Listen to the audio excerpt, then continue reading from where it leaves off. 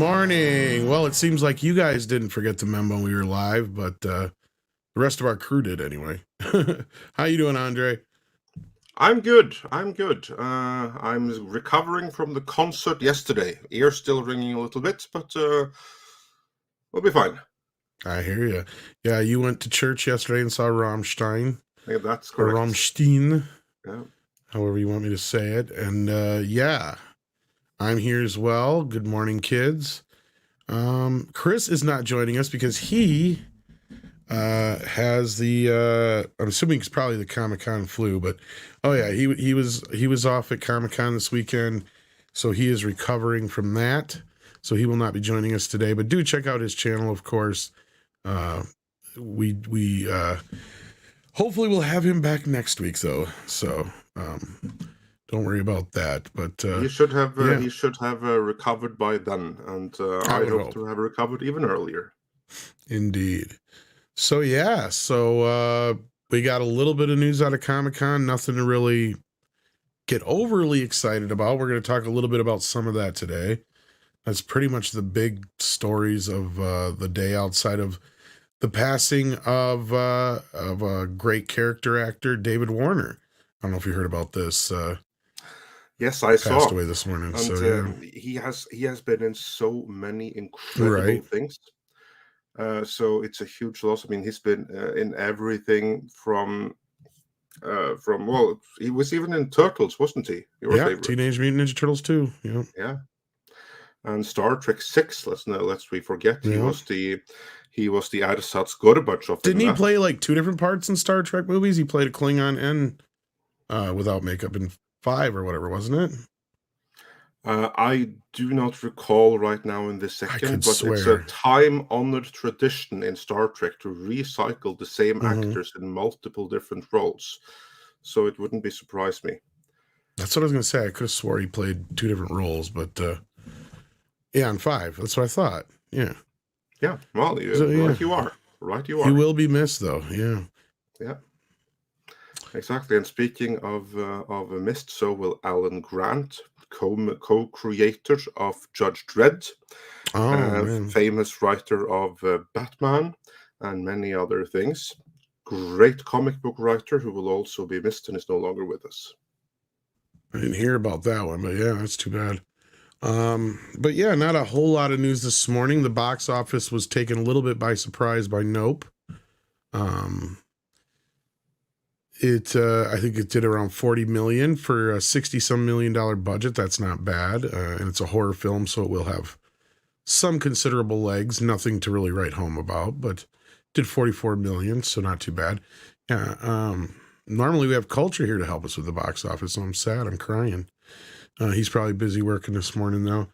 But yeah, other than that, we had Comic-Con stuff. So did you want to start on that, or should we probably let's start with some of these super chats here, and then we'll get into into Comic-Con, because there we have Kevin Smith speaking a little bit, not so much out of turn, but certainly out of moral ground. Let's put it that way.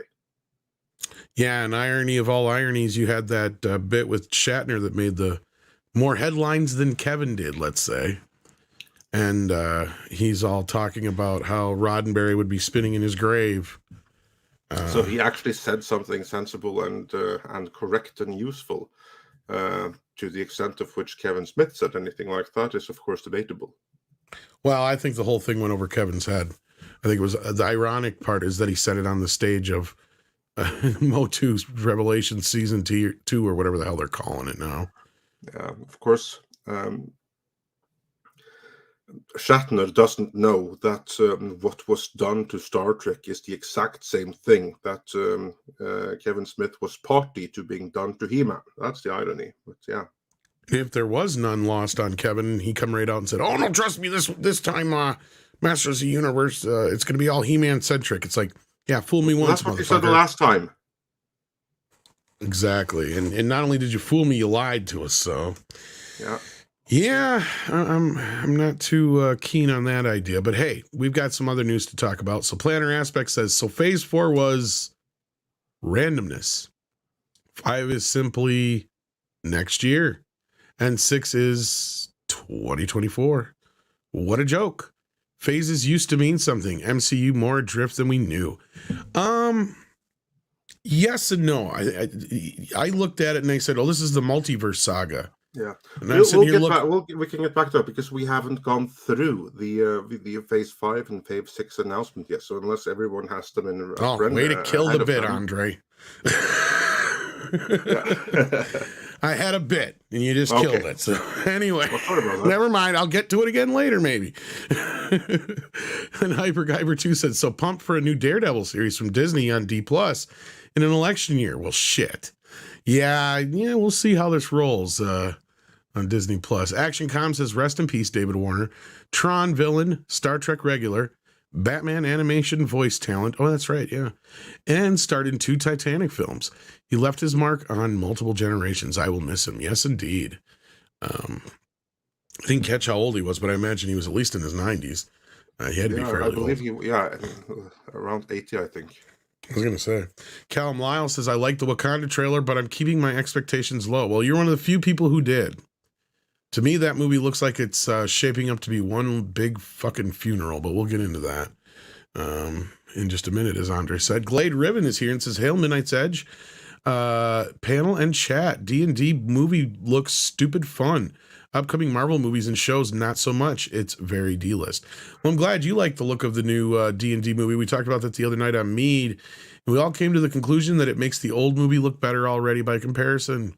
Yeah, and to me, I think it was a tragedy because, it looks like fun, but the problem is it shouldn't look like fun. It should look epic with a little bit of fun to it, and it doesn't look like that. Yeah, this looks like a Marvel movie puked up all over D&D. It looks like a remake of the previous Dungeons. It does, doesn't it? Which is funny because we were like, who's the new bad guy in this one? Is it what's his fame? Hugh Grant. We're like, Hugh Grant as now I forgot the name of the actor, Jeremy Irons, like and shit like that, and Chris Pine is Justin Whalen. All that kind of stuff, or whatever the name of the guys that were in the first movie. It's like it looks exactly like the other one. It does, and that one's 20 fucking years old.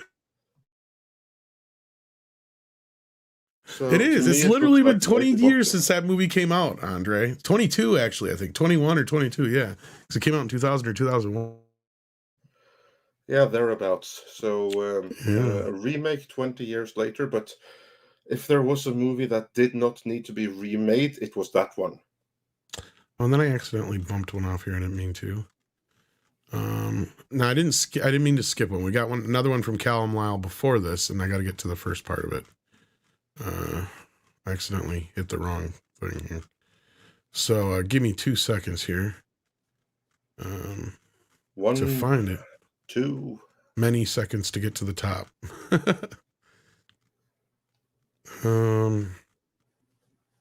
Crap.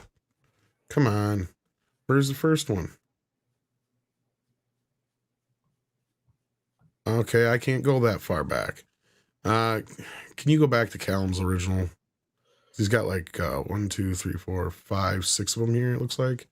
Is it, which is the first one? Is the one that said, what does the first one begin with? I have no idea. That's my problem. Okay, yeah. Fine. I'll check behind the scenes. It'd be one of the earlier ones, yeah. Yeah, give me a second. And I can't go any farther back than like shit.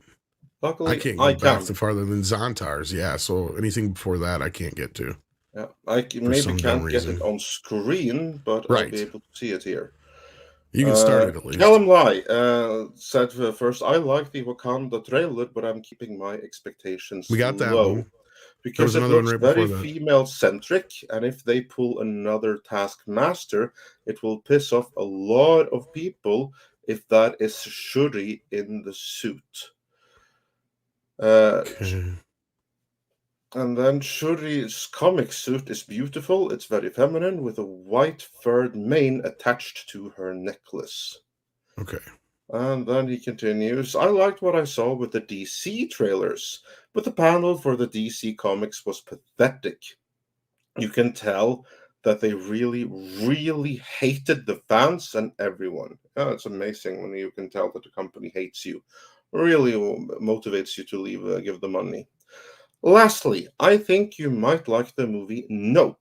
It asks the question, how much are you prepared to sacrifice for your soul to get fortune or fame? Here, I thought it was about aliens. I've been hearing good things. I haven't seen it yet, but I've been hearing good things. Kevin Smith is a cunt and he's lying. Probably. Now, was there one between Callum Lyles and... Because I swear I bumped one off I didn't read. Yeah, then I think I know exactly what you mean here. Yes. Glade Riven. Glade Riven, we got that one, I thought. But was there another one in between there? Let's see. Then there was Action Com. That's the one next. Yes. And no, we did get it. Okay. It was actually. Then we must have got it. I just panicking for no good reason then. Okay. Well, I'd rather panic for no good reason than miss one. So yeah. No, nothing is missed. We got everything so far. So panic for no reason. Good, because we've had an issue the last couple episodes where we happen to miss one or two, and it's you can't have that. Better to panic for no reason. Exactly. Not the way we roll here at Midnight's Edge. Horseradish Power says Thor: Love and Rockets is psychedelic brain fart. Batman and Robin is high. Magnum Opus Shakespeare next to it. You're not wrong. Go home, Disney. You're high on shrooms. So you did not enjoy Thor: Love and Thunder, I take it. That's what it sounds like. Yeah. At this point, don't waste your money on it in the theater. It'll be on Disney Plus in like a week. Or like a week and a half or two or whatever it is. But yeah. So then we have Olaf Von S here, who sends in 5 fancy euros and says Marvel Phase 5, barely alive. Marvel Phase 6, can't teach an old dog new tricks. Totally lost interest in any upcoming shows of Marvels. I think he means Marvels, but maybe he meant it that way too. Jack Houston sent us a super sticker. Unfortunately, it's so far back I cannot see what it is. It's a little Shiba doggy with loads of hearts behind him for And then we had Magitech Mags, who's been a member for 4 months and says Phase 5 is phase cringe. We're gonna get into that. And then we have, let's see here, Zontar again, who says Disney should double down on woke, since the 70% of their total revenue is from middle-class Republicans, will be gone by the time Bob saves the company.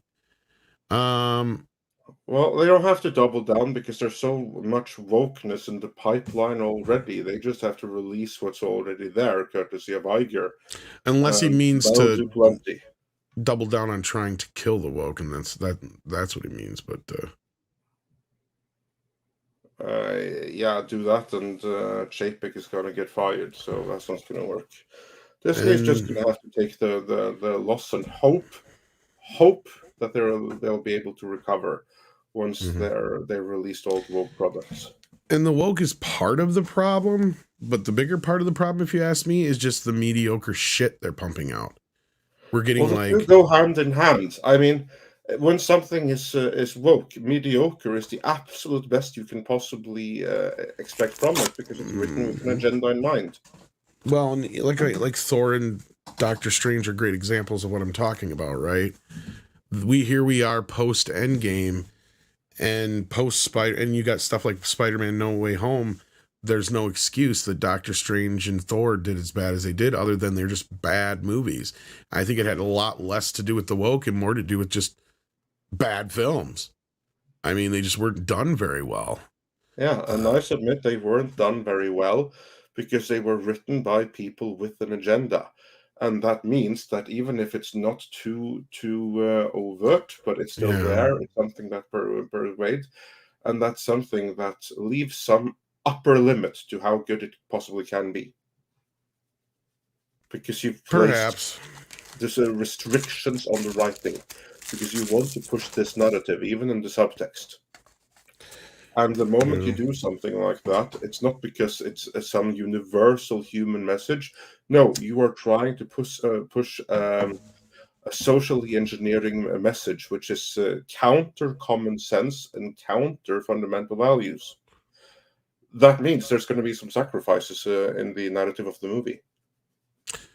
Yeah, that could be as well. But yeah, we're going to talk a little bit about what they got planned here, and Some things may seem kind of out of whack and sudden, but at the same time, it's not.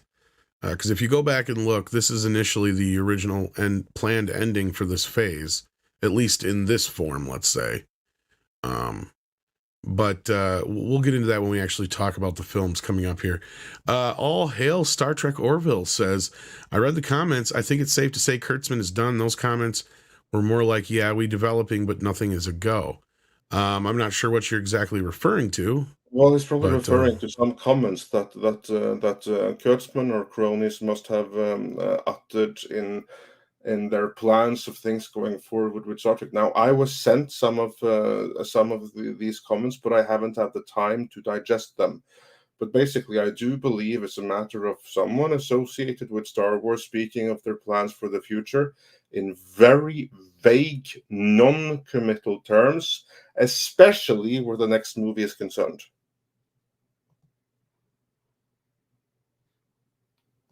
Yeah, I haven't heard much about the movie, but yeah. And then Shadow Dancer, the Red Mage, says David Warner's played evil. Lasers 8 o'clock day one. Oh. I also remember him quite well in Time After Time. Then Dr. Long Dongler sends us a sticker. I'm willing to bet it's a thumbs up. And you got to watch out, kids, because you never know where he's going to stick that thumb. But what you can do is hit that thumbs up on the YouTube-y thing in front of you there and let them know that you like us and hit the share button. In fact, I should probably do that myself. I haven't shared out the stream yet today. Bad of me. How bad of me indeed. So yeah, good morning to you, Dr. Long Dongler, and thank you for that. Last Millennial says, hey, fellas, how's your mental health? Meh. Also, I'm confused. Wasn't there supposed to be a horror phase in the MCU before or after the cosmic phase? Well, I think that was part of what Doctor Strange's leftover was. The magic phase. It was a magic phase. Yes. But this was just rumors. Marvel never said we're going to do a magic phase. What they were exploring was the magic side, just like they're exploring the cosmic side. But there weren't ever going to be like whole phases dedicated to it completely, and never a horror phase, even a horror side. That was never like.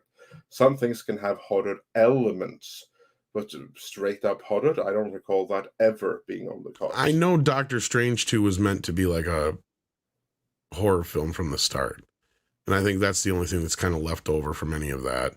Yeah. Like this multiverse thing, and now I can say my joke again, because they're calling this the multiverse saga before we get into the whole big thing. And the issue with that is like, didn't we just have that? What the fuck is this last saga been if it wasn't the multiverse saga? Almost everything had to do with the multiverse since, Endgame on. Like, none of this makes any sense why they're doing this now. It's like they're wasting another fucking phase. To be fair, the only things that have even referenced any kind of multiverse or everything since actually not No Way Home, Spider-Man Far From Home, I meant. Yeah, Far From Home, that didn't reference the multiverse. It explicitly stated there isn't a multiverse. That's what that did. I mean, there we're introduced to the multiverse, but then we're told it's just bullshit. It was just part of Mysterio's prank because he's not from the multiverse. So that was just like a ruse. And it's the exact same thing with WandaVision. We are afterwards retroactively told that there's multiverse stuff going on there. But if you look at that series itself in isolation, multiverse thing going on in that, not inside of it. You have to retroactively add that in, but there ain't nothing there. The only things, at least to my recollection, which actually has a legit thing to do with the multiverse, is Endgame itself, where it's referenced.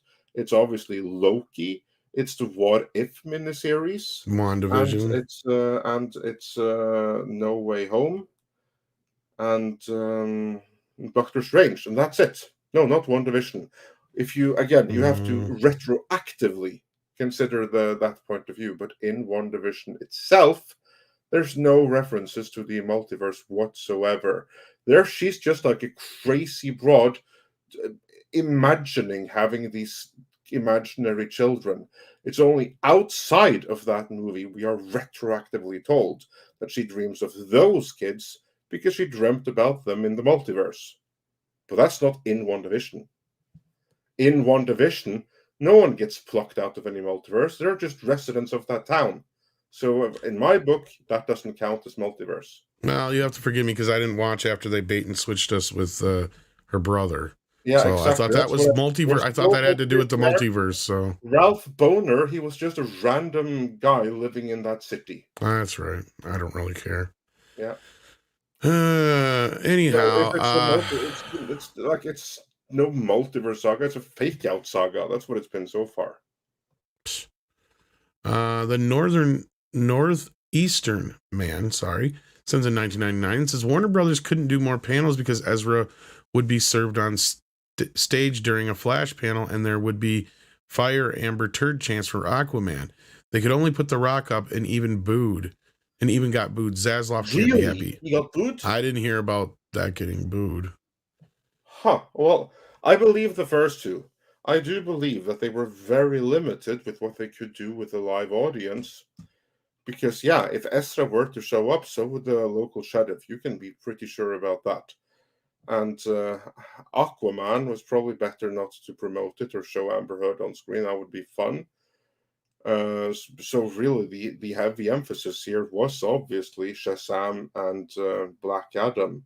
Now that they were booed, this is news to me. I wouldn't be overtly surprised if it happened, though. It only means that some people that went there were actual paying audiences and fans, and not just hired guns put into theaters. Well, and honestly, I mean, on the note of DC, I was not surprised when Henry Cavill did not show up and there was no announcement. I was not surprised when there was very little Snyderverse kind of. I would like to just like emphasize for the record that we never ran with those stories because we didn't believe them. It's because I've been saying that. I've never really heard this. Yeah, I've heard that Zaslav noticed and that, yeah, if there was a possibility if he could get Ben Affleck and all that kind of stuff, and he is interested in getting Cavill back. But at no point in any of those conversations has the subject of the Snyder Cut coming back been a major point, right? Like, and that's what I keep saying was like, even though that Rolling Stone article was heavily biased and clearly a Snyder hit piece, there was still some things in that article that I had heard prior to that. So it makes me wonder if what they're trying to say is that, yes, there is a Snyder fan base, but it's not nearly as big as you'd think it is. And it may not be big enough for them to sustain a DC franchise off of. And at that point, they've already gone so far from the mothership now with everything else. And I think that's what Lee was kind of trying to say. Was like, and the same thing I kept hearing before is the fans got their Snyder Cut. There is no more, right? This whole idea, that's what Sarnoff was trying to say before. I think that's what Jim Lee is trying to say now. And I know he's got this cameo coming up in Teen Titans Go, and people are thinking that means something. He could have recorded that while he was making the Snyder Cut, guys, right? Like, there's been no real indication outside of him teasing people here and there, and that's just us reading into teasing, that ever says he's really going to come back outside of vague reports. And what we saw from the Shazam and the mainly the Shazam trailer is they mention the Flash, but they cover up Ezra's face. They prominently displayed Aquaman, but they don't even mention Superman. They still have Ben Affleck and there's Batman, but that's a shot from Justice League, and we know he's going to be in the Flash.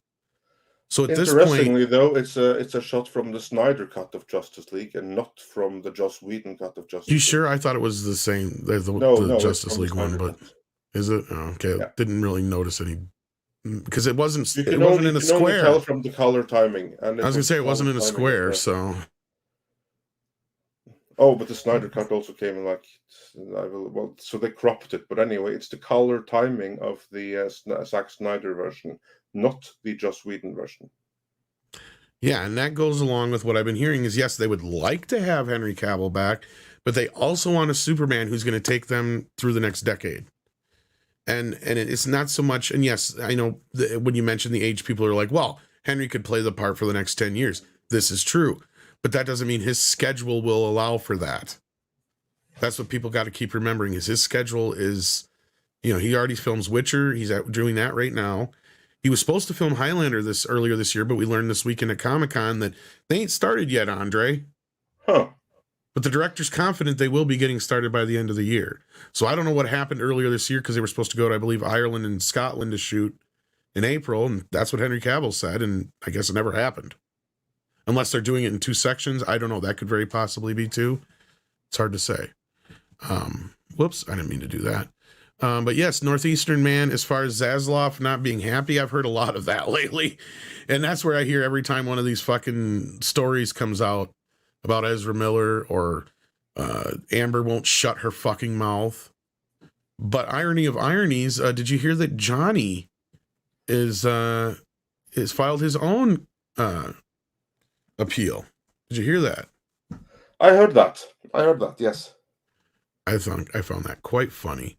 In fact, we maybe we'll get Andrew to come on this week from Legal Mindset or something to talk a little bit about that. Between then and Amber's appeal as well, get us up to date on that. Maybe Wednesday or something like that. We'll do that if there's no real news or something. I'll talk to Andrew. But yeah, as far as the other stuff goes, I think the fact that they covered up Ezra's face in that trailer says a hell of a lot more than anything.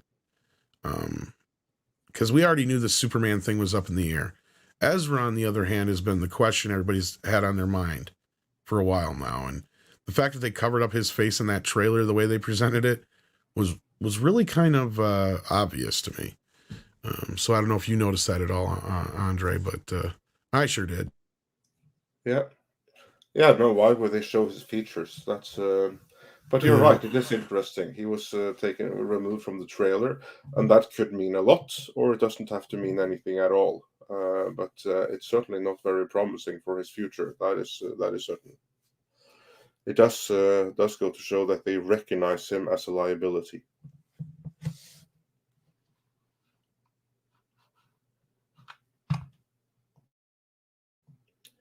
And with that, John Doe says for £5, David Warner will always be Irenicus to me from comp game Baldur's Gate 2.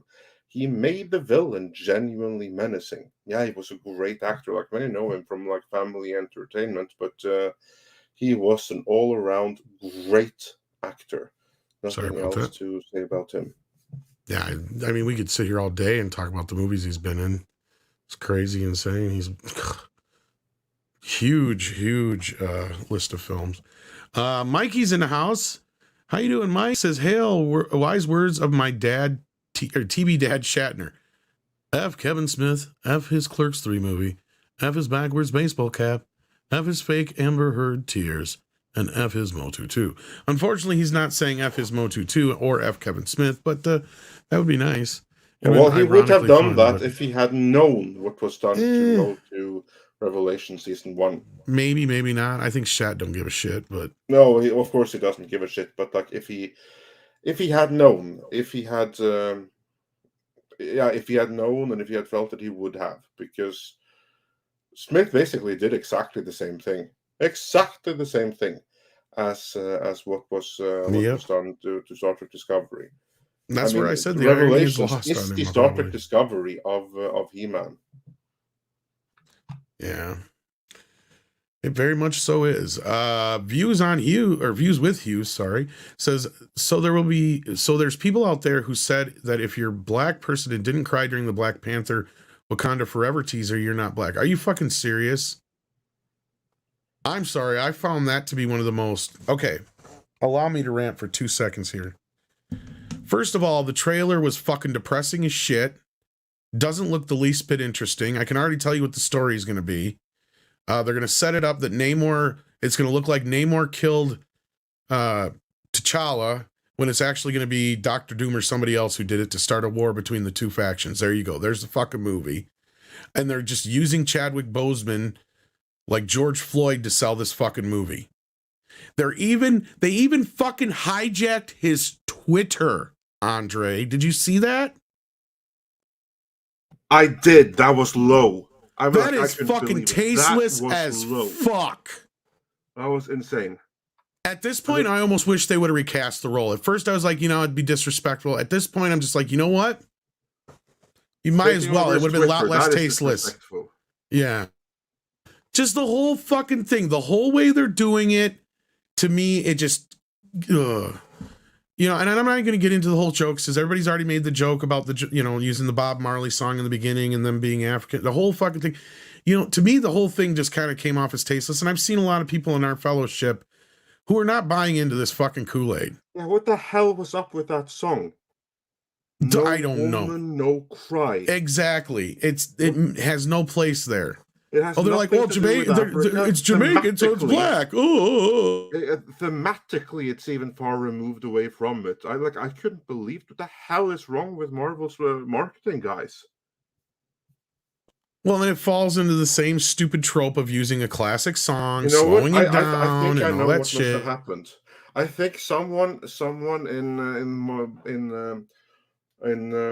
Marvel marketing or Disney marketing were all woke, meaning they're history less and they're uneducated because no one who is woke has any of those things.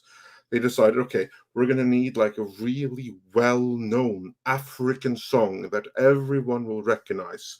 Okay, think of a great African artist, and then those doofus, they say, Bob Marley, that was a great African. I'm sure something like that. You're probably not far off. No, I'm almost convinced. Look, I don't have the best. I don't have the best knowledge of geology. I'm not gonna fucking lie. That's pretty obvious from when we talk on the show. I believe that you are about to talk about geography. Geography. Sorry, did I say geology? Yes, I know what I meant. See, and that's my point exactly. Is I don't even get the name right. That has never been my strong suit. Even I know that Bob Marley is Jamaican, not African.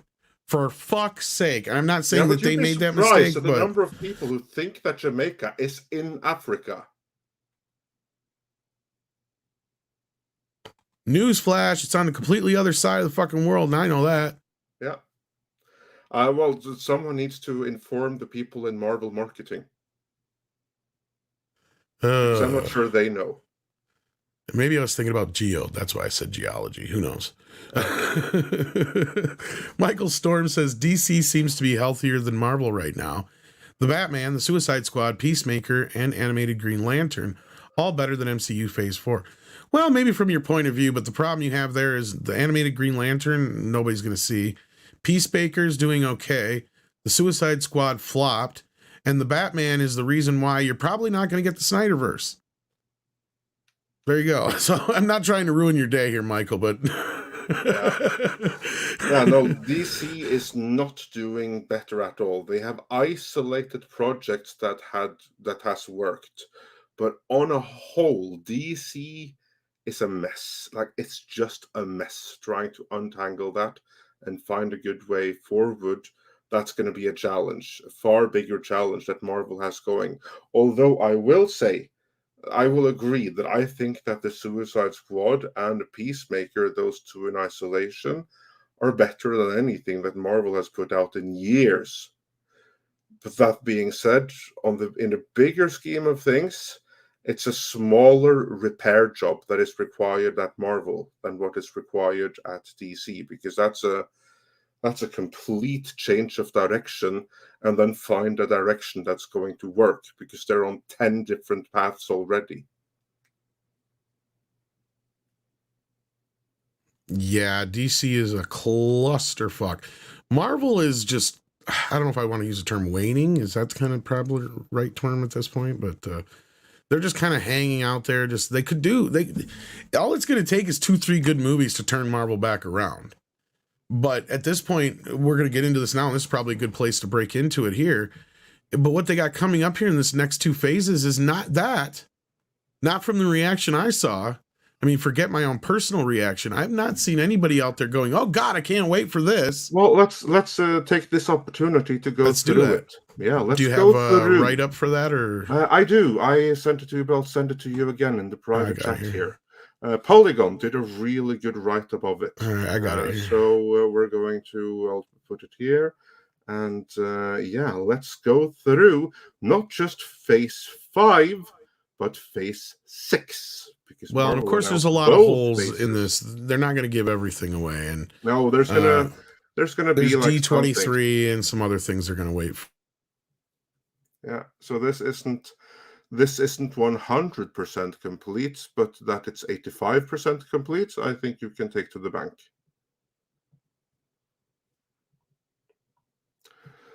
Did you want to take us through this on your end there? No, well, can you take us through it? Sure. I got donut all over my hands, but yeah. Because here we have everything in chronological order. So Phase 5 then is kicked off in February. Just scroll down there. The upcoming calendar for Marvel's Cinematic Universe has seen a shakeup. The Black Panther sequel, Wakanda Forever, will now be the final installment of the Phase 4. Okay, so yeah, that's technically kind of where it was always going to end anyway, basically. That or Thor: Love and Thunder. I thought that Guardians of the Galaxy Part 3 initially was part of Phase 3. It was originally. 4. And that so was Quantumania, but now they have retroactively changed it, and they've kicked them out of this phase and put them into the next one. It's still fairly close, because I looked it up, because everybody's like, oh, they ended this early, and I went back and looked, and as of 2019, when they had announced all these movies, it ended with Thor: Love and Thunder. So that's always been part of that phase. As far as like the only changes would go is, yes, early on, Guardians of the Galaxy 3 obviously was removed from the phase and moved down near the end, and then now it's moved into Phase 5, it looks like, because I believe that was, I think you are right, these two were meant to be, but they were originally before Thor, I think, was the whole point. But other than that, the rest of this is kind of new.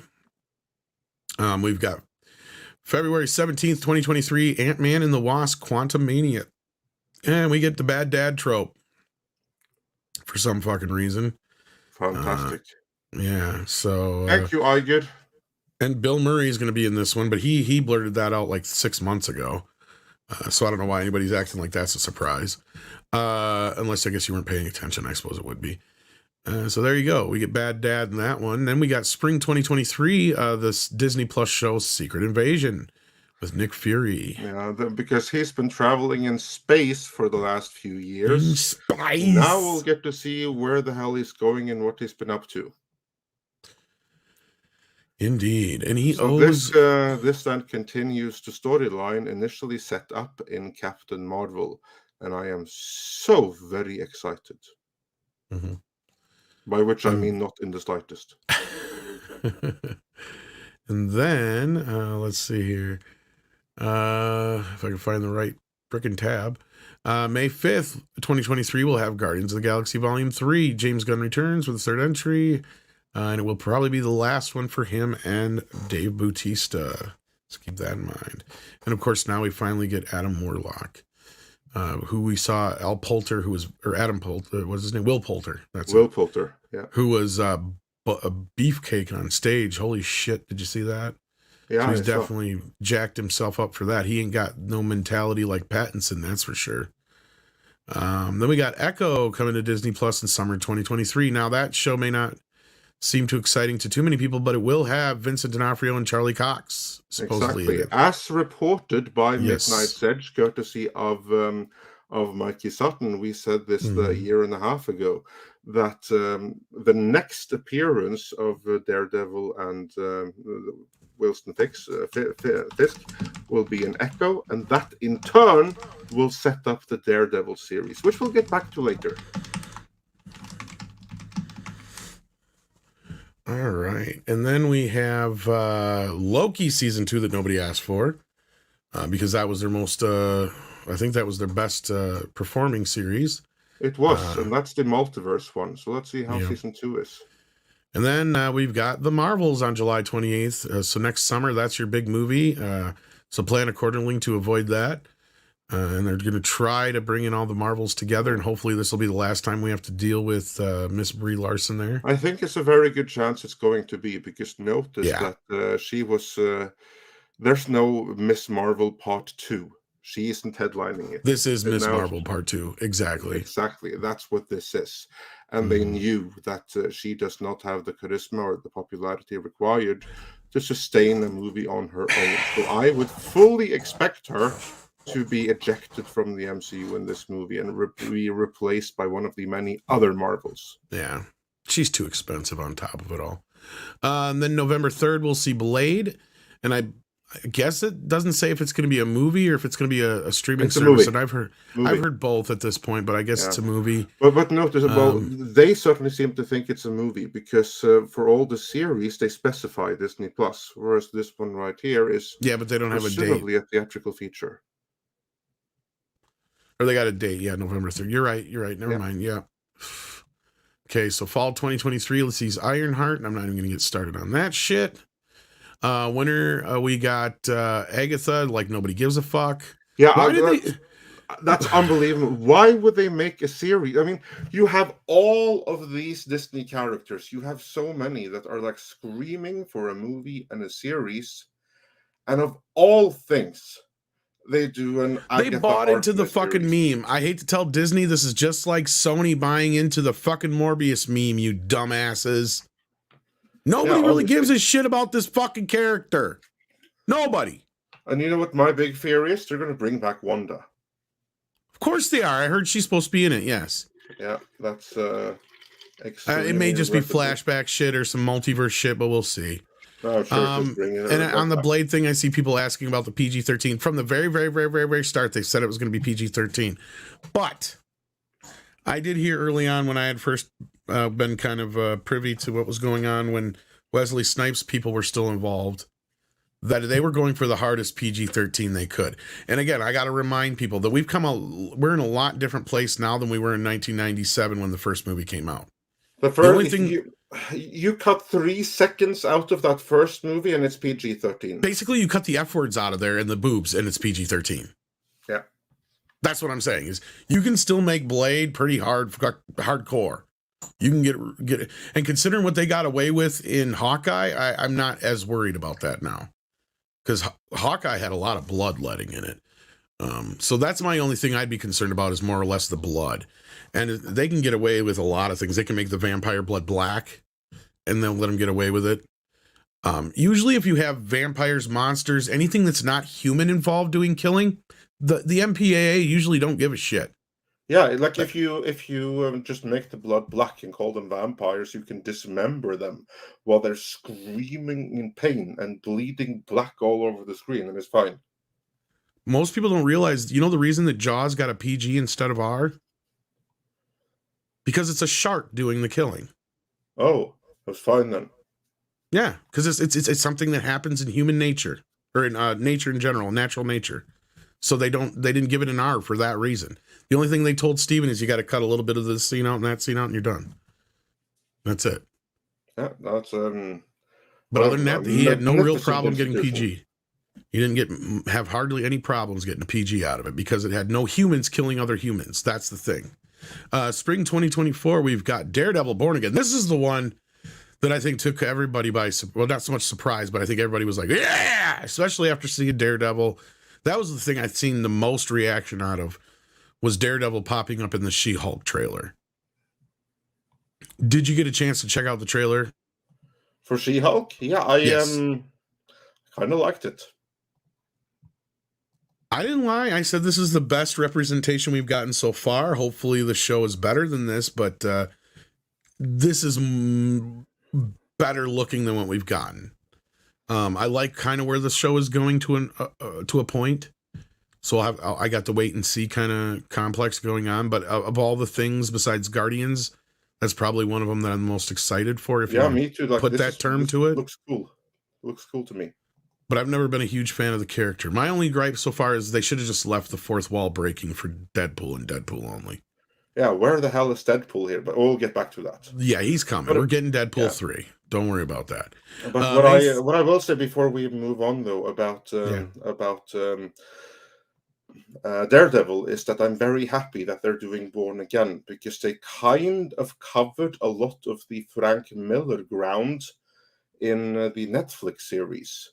So Born Again is kind of like the natural continuation without repeating too much that's already been done. So happy about that. Well, hopefully it's good. I mean, I'm not gonna get anybody's hopes up and say it's gonna be nearly as good as the Netflix version. It will be a little tamed down, but Yeah, we have no way of knowing that, so we'll just have to wait and see. Yeah, I have a feeling that the title has also to do with the fact that they're kind of revamping some things. Wouldn't be surprised if some of the cast members change and some other things, let's say. May 3rd, we'll see Captain Falcon, New World Order, for those who are giving a shit about that. Then we get the Thunderbolts. Now, this is going to be a movie, I guess? I thought this was supposed to be a TV show as well. No, this is a movie. Basically, the villain Avengers.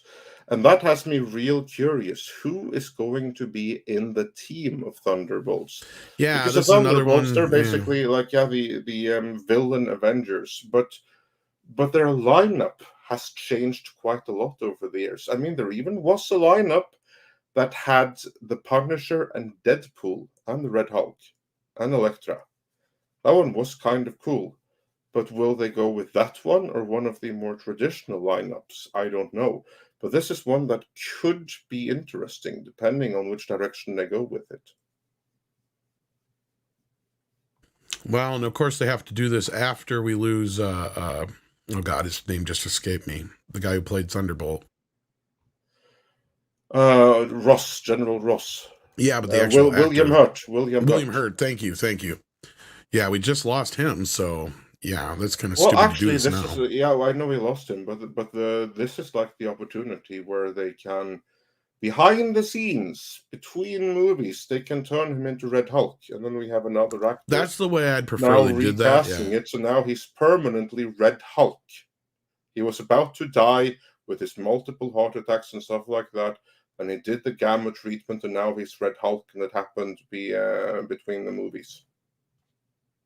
You could do it that way. The only other thing I would accept is if they replace him with Sam Elliott. That's it. I would also accept that. Yeah, because then it's just like, okay, we get it. Phase or 6. The best would be to just retire the character and say Yes. that he died of a heart attack, because they already set that up. And I think they knew that he wasn't out in the best of shape. I think that's part of the reason they put that in there. Yeah. Gave themselves an out. Because I think he told them that, yeah. Yeah. Because I also heard, funnily enough, I heard, because William Hurt traditionally is not a big fan of these kind of movies, or wasn't before he passed. Well, it's a very good way to get some extra money for the. I was just going to say, funnily enough, I had heard that was kind of part of the reason he got involved in this stuff, because he's known he's not well for a while. And this was kind of him making sure that there was something left for his family, kind of thing. Yeah. So, well, with that, though, we move on to Phase 6. And it's going to get kicked off with the Fantastic Four on November 8th of 2024. Before we do that, yes. I just want to do, what kind of like summary do you have of Phase 5? Like, we don't know what the movies are going to be in it, if there's going to be any recurring storylines or anything like that, but just looking like the titles, to me, it looks like Phase 4 extended, just a bunch of things without any real connection and very limited overarching plot. It could be wrong, could change my opinion once I see the movies, but as far as I'm concerned, they might as well include all of this in Phase 4. No, I kind of agree with you, Andre. In fact, like looking at the titles we do get, and knowing what we know about it, it is kind of this more of the same. And regardless if we've gotten 3 or 4 times the amount of actual shows and movies that we're used to in this phase in comparison, I still wouldn't have a problem with it going on another year just so they could kind of wrap this shit up and get us out of this. I'm sick of the multiverse shit. That's the thing. Like, to be honest, I'm not sick of the multiverse. You know what I'm sick of? Like, I'm sick the of multiverse, I think, is fine. What I'm sick of is their meandering and doing nothing. That's what I'm sick of. I mean, the only interesting part of most of the Phase 4 movies have been the end credits, and even they weren't that interesting. And the multiverse has only occupied a tiny little part of it, and that was the best part. The problem was all the other meandering in between. There was no multiverse in Shang-Chi. There was no multiverse in the Eternals. There was no multiverse in Captain Falcon. There was no multiverse in WandaVision. And again, as for those that just came in, I maintain there was no multiverse in WandaVision. That was only added in retroactively in Doctor Strange. The multiverse ain't the problem here. That they're completely directionless. That's the problem. Well, I'll grant you that, but I'm still, like, I'm not a fan of multiverse, period. That I can get behind. But I submit that the multiverse ain't the problem. Their complete and total lack of direction is the problem. Well, that I'll agree with too, because we should be getting a Fantastic Four movie already next year. This wait until 2024 bullshit is just that bullshit. Same thing with the X-Men. They've got all this stuff they're sitting on, and we're getting Riri fucking Williams. This is where I'm at. Yeah. And this is the way most people feel. You've got a million characters you haven't even fucking touched yet, but we're going to see a live-action Squirrel Girl before we see any fucking decent characters come out, like before we see another Ghost Rider, probably. That's the problem, like the lack of direction right there. And where there is direction, it's ideopolitically driven rather than consumer driven. That's the issue. And as far as I'm concerned, that is what it appears to be we're getting more of in Phase 5, and for that reason, I'd rather you just mix Phase 4 in with Phase 5, call it all Phase 4, until they're ready to move on to something else. Well, and granted, I know like a lot of people are going to be quick to go like, well, this just shows that Chapek isn't making any changes. Well, he doesn't have... This has nothing to do with Chapek. Yeah, he's not micromanaging things to the level of... That's okay. For instance, now, not to put Cameron on the spot or say anything, but like, you know, when certain people say like, oh yeah, I think it was Cameron who said this, that, yeah, Chapek said they had to go back and fix it. It's like, I don't think it was Chapek. I think it was just, in general, they knew they had to fix it because of the bad test screening. Yeah, that was CEOs don't get that involved, right? Like, usually. Like, they'll sign off on it. Like, that's for about instance, if Kevin Feige, because what I think would have happened with Doctor Strange is that it could have been Chapek that saw a test screening and said, what the hell are you doing? This doesn't work. Or it could also have been Kevin Feige who says, okay, we tested this doesn't work. We're going to have to reshoot every scene with America Chavez. I'm going to need an extra check for $80 million to do it. Please sign here. To which Chapek will say, let me see the movie myself. And then I'll say, oh yeah, I'll see what you mean. I'll sign right there. Both of those scenarios are equally plausible from my point of view. Well, my point is too also, and this goes with the Zaslav Snyder Cut thing, or Snyderverse thing and all that kind of stuff too, is that these guys don't generally make those kind of decisions. They're not that grounded in it. Those kind of producers and CEOs are so usually far removed from what that kind of stuff. Like, they don't get involved unless it's something like the whole, like, Amber Heard, Ezra Miller, we got to recast them level is my point. Like you said, they have to sign off on things like that, but they don't usually get into the, you know, the logistics of the stories and stuff like that. They will tell you to change something, but it's usually like a general broad thing, not like a direct thing. Here's like the thing. So Chapek, just like with Star Wars, he has bigger fish to fry. He has larger corporate interests that he has to align with his cause and get rid of people that wants to stab him both in the back and in the face before he can worry about details right here. Well, and I have to remind people, this phase we can't really blame on Chapek. Well, even that, I'm just going to say, like, I wish Script was here to help me explain this, but, like, we got to remember, these are studios underneath Disney, so they have their own hierarchy within the studios. Same thing with Lucasfilm. It's technically its own thing, even though it's under Disney, right? Like, it's technically the way it works is Disney just distributes the movies. Lucasfilm produces the shows in the movies. Same thing with Marvel and Pixar. They're studios underneath Disney. So they have their own autonomy to a point. But when Chapek will get involved is, okay, let's say things have been getting as bad as they have now. Now, if the next two Marvel movies do as bad as the last ones have, that's when he'll really get involved, like on the ground. Yeah, but at this point, he's just breathing down Kevin's neck. Yeah. Because he has no corporate justification to do anything else. He doesn't have the power to do anything more. And I think the bigger problem here going back to what I was saying is we had, and I'm not kidding. I wish I was trying to find the picture of it. I had it somewhere here, but Lord knows what I did with it because I've got so many folders. But where it actually shows the amount of programming we've got out of this phase compared to the other phases, and it's literally like you could fit all the other phases in this phase, right? Like the amount of stuff we've gotten. It's insane. Yeah, you mean like in terms of like screen time, shared screen time? Yes, exactly. And in that case, like that's where I'm saying, like, this is where I feel like Kevin is stretched too thin. Like this is why he's not able to put as much attention on one or two things. Because, it used to be they'd only have 2 features come out every year. Now we literally have had, I think they're out, and they did say they were going to do this, like 4 features a year, plus the series.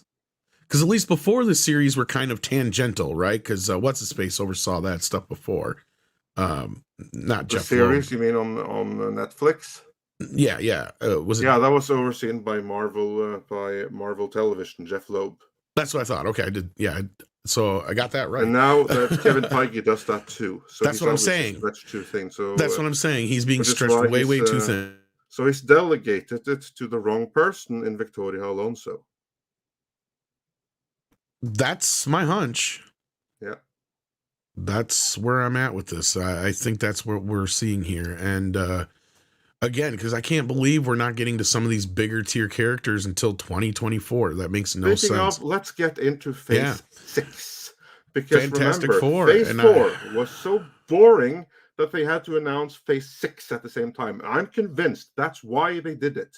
They announced Phase 5 and Phase 6 because Phase 5 is so boring on its own that no one would care. People would lose faith if they announced it. There's no big titles in Phase 5 outside of Guardians, really, if you look at it. Yeah, and we knew that one was coming, so that's not even news. Exactly. So what is news is a bunch. Right. It's like Daredevil and everything else we knew was coming. There's another reason for that I think they jumped to Phase 6. And that is the next 2 movies after Fantastic Four. But I do want to say about Fantastic Four, I wouldn't get your hopes up about Krasinski returning as Reed Richards. He might, but from what all I've heard is that was just a one and done for the fans in Doctor Strange. Honestly, I'm hoping he doesn't because I think he's sucked. Yeah. But what we did get, and this is why I think they jumped to Phase 6 besides the Fantastic Four part, is they didn't have any Avenger movies in Phase 5, if you didn't notice that. Mm-hmm. So we got a pair of Avenger movies announced that are going to be back-to-back a la Infinity War and Endgame, and they're going to be the Kang Dynasty and Secret Wars. Yeah, and we can totally tell why the 2 of them are coming together. Or one after the other, because the Kang Dynasty, I think that all the other movies up until here, the multiverse is just going to be like reference, but it's in the background. In Avengers, the Kang Dynasty, that obviously is going to be the multiverse all over. And I'm actually mildly excited for it. Whereas Avengers Secret War, that's going to be probably the incursion movie, just like in the comics. Because there, the Secret Wars was it was the original Secret Wars, which is fantastic, the one from the 80s. And then they redid the Secret Wars here just a few years back. And that was the main event leading a bunch of multiverses combining and mixing together after time-traveling shenanigans. So that's obviously what they appear to be setting up here. Now, is this the right call? Because remember, this, from what we can tell, this isn't the original Secret Wars, which was the good one, but the new modern Secret Wars, which I haven't read everything, but from what I've seen, it was middling at best and sucked at worst. So again, this is more stuff from the current era of the comics. How exciting is this? What say you, Tom? That's a big gap. More so than the one thing I'm noticing is the big gap between those movies.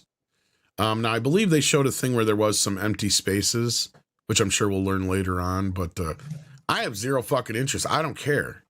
Like, I'm sick of this multiverse stuff. I know you don't mind it as much, but like, I want out of it. I want straightforward stories. The only good thing I could say about Thor is that it could exist on its own. right? It didn't really carry the weight of everything else in the Marvel Universe. And that's what they need to do, I think, more so. I think they need to kind of, now you've brought this world together, right? Now's the time to re-establish some of these other characters and new characters and not put them all in these big-ass event things again and build towards something that we can actually root for, like a Doctor Doom villain, right? Like, we need something like that. You've got basically like the equivalent of Elvis of villains, and you're not doing anything with them. Now we're hearing they're going to bring him in, but should I say she? Because I'm sure you've heard that recent rumor, if I'm not mistaken. Oh, do share. Oh, you haven't heard? They may be gender swapping Dr. Doom.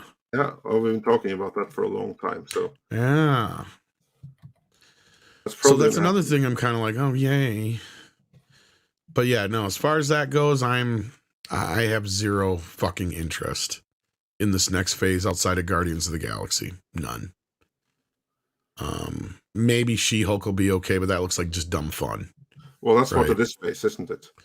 And Daredevil, yeah, but I have a feeling people are going to get very upset by that. It's not going to be as... I don't think it's going to be as good as it was on Netflix. Let's put it that way. Where's the Punisher? Yeah, and where's the Punisher? That's another good question, but that could be one of the empty spots. And where's Daredevil? And where's the mutants? Because you mean X-Men are problematic. Because we already know that the the mutants are coming, but evidently not in either phase 5 or phase 6. So presumably then phase 7. And if phase now just means this calendar year, because that's just what it appears to look like right now, that kind of like undermines the purposes of phases.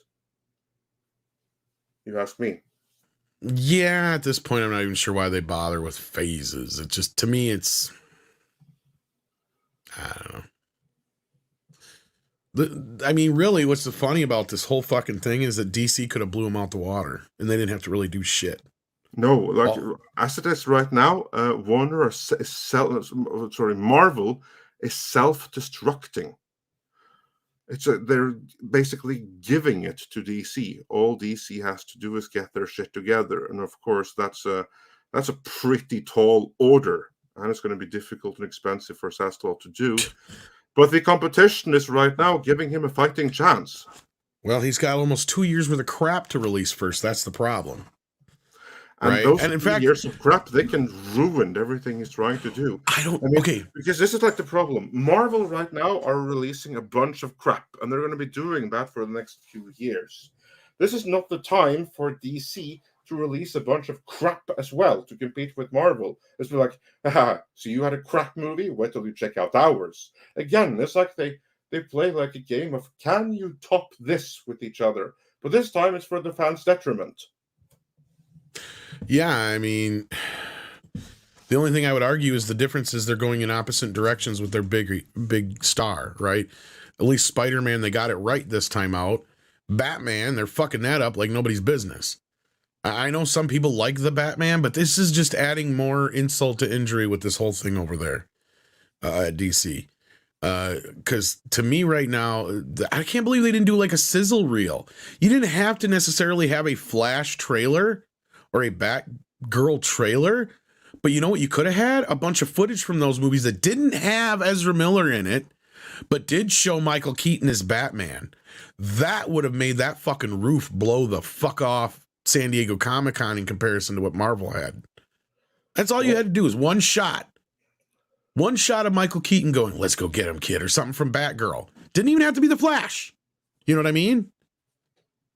But they're keeping him so tight under wraps that, you know, we've only got the 1 or 2 leaked photos and that's it. Yeah. To me, that would have been all they needed to just really kind of been like, yeah, you got that? Good for you. Here, we got Batman. We got Michael Keaton Batman back. Fuck y'all. Because you ain't got shit on this list. Daredevil is the one thing I've seen people get excited about. But even that has been a lot of like, I know they're going to fuck it up. Because that's what everybody kind of says afterwards. They hedge it with that. And then you're right. Deadpool is coming. It's just not. I think there's a reason why it's not on this list. I think Deadpool is still going to be kind of treated as its own kind of thing. It'll still be released under Fox banner, I bet. 20th Century banner. And it will be R-rated, because I've not ever been hearing that for a while, that they're definitely doing an R-rated Deadpool 3. Yeah. The new rumor going around is going to be not only, it may be either Deadpool, it might be Deadpool kills the X-Men universe. I'd watch based on the idea of Deadpool kills the Marvel universe. Which, of course, was like an alternate universe, multiverse kind of like thing. But hey, if they're not even called the X-Men, if this is just the mutants, and yeah, let Deadpool kill them all, make Magneto cry. Well, on Mead, we were discussing it, and I'm like, I wonder if all these cameos that we supposedly heard about for Doctor Strange weren't being filmed for Doctor Strange, but they were being filmed for Deadpool. And I kind of posited this idea that maybe they were going to do, and we kind of got on the discussion of what if they did Deadpool kills the Marvel universe like he did in the comics. And then like a week later after that, all of a sudden started seeing rumors and hearing some things about they may be doing something along those lines, but with the X-Men, with the first class X-Men characters, to kind of set up this whole idea of a new X-Men. So that could be kind of clever if they do it right. But that's the thing, is now I'm more afraid, because the second movie was not nearly as good as the first one, and now Disney's in charge of this. So yay. Good times. Yeah. So let's get into some super chats. Let's see what you guys had to say about this. I think we didn't get this one. Let's Watch sends in $5 and says, really liked Wakanda Forever trailer, and we're glad you did. Actually made me tear up a bit. I have a feeling this movie will make me cry, but we'll wait and see. Dash Attack says, Arcane Season 2 is better than other shows based on League of Legends lore. D&D movies are less than Blue Beetle and Marvel Phase plus 6. Or more than. Okay. So this is the amount you're looking forward to stuff. I gotcha. I see the pattern here. Mecha J says, don't know what to make of Chadwick Boseman's Twitter account tweeting out the new BP movie when he's not even in it, besides being a I think you mean plastered on a mural. Well, here's another thing I've heard. I've heard he may actually make a CGI appearance. Did you hear anything about that? I haven't heard anything about that, but I would not be surprised. Find some way to retire him. Well, people are thinking that I was Shuri in the end of the trailer in the suit. I'm not so convinced now. I think that might be Chadwick Boseman's character, because there was some toy leaks of the gold-plated suit or whatever that is in it, and it's a guy. There's no way that's a woman. Well, you could say the same for Taskmaster. No, I know, but no, there's no fucking way. Like, this is not even the Taskmaster to where they're kind of, baggy clothes and shit. No. This is skin-tight uniform. So I think we're seeing possibly, because Namor's in the background there. And again, like I said, for those who may have missed in the beginning, I kind of predicted what the story is going to be. There's going to be a fight between him and Namor in the beginning of the movie, and it's going to look like Namor killed him when it wasn't Namor, or he's going to kill him for a reason that is not true, and it was set up by either Doctor Doom or some unseen bad guy that we don't know yet. And then that's going to be what sets off the whole thing, because you have that big speech in the middle of it where she's talking about losing all her family and stuff like that. So clearly she's ignoring the fact that she still has Shuri, but hey, regardless of that, I think that this movie is going to weigh heavily on that. Unfortunately, it's going to really lean into that. So we'll see, though. I'm glad you like the looks of it. Some people, though, are just not buying into it. But I'm glad that you are looking forward to it. At least you've got something to look forward to. Just Ziz Guy sends in $1. Thank you so much, Just Ziz Guy. I think if you say it fast enough, that's what it's supposed to sound like. Mr. Tickle Drunk is in the house. Says Phase 5 was a lie. Phase 6 sucks a lot of... Yes. I think we know what that rhymes with. Adam Young says, listen to the Doctor Strange Multiverse of Madness commentary track. Oh, is the Blu-ray out already? Oh, that should be interesting. I did not think they knew what they were doing. I feel bad for Sam R. Oh, shit. So you mean he just kind of went along with... See, that's the thing I don't know, because Sam... In other words, he was work for hire. Yes, that's what we've heard before. That's what we were afraid of. Yeah. Because here's the thing: is he knows a lot about the character. He's a fan of the original version of the character. I don't know if he knows shit about the newer version, because that was the same thing he had with Spider-Man. Remember?